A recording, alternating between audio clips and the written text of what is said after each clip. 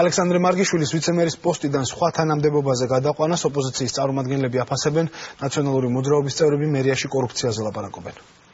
ჩვენ დღეს კიდევ ერთხელ ვიხილეთ შეშინებული და მხოლოდ სხვისი მითითებების შემსრულებელი თბილისის მერი, რომლის თანამდებობაზე ყოფნა დღეს კიდევ ერთხელ დადასტურდა, რომ არის ძალიან დიდი შეცდომა.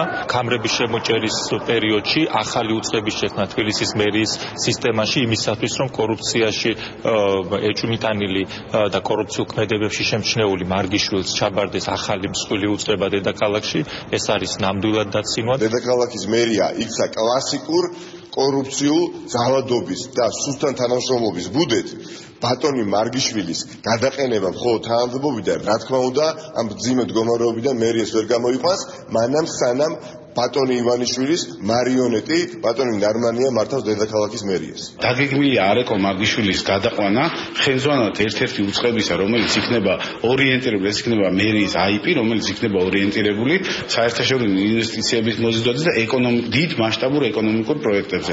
ამიტომ ამაზე ლაპარაკი რაიმე წმენდა იგეგმება და ასე შემდეგ, ყოველგვარ სერიოზულობას არის მოკლებული.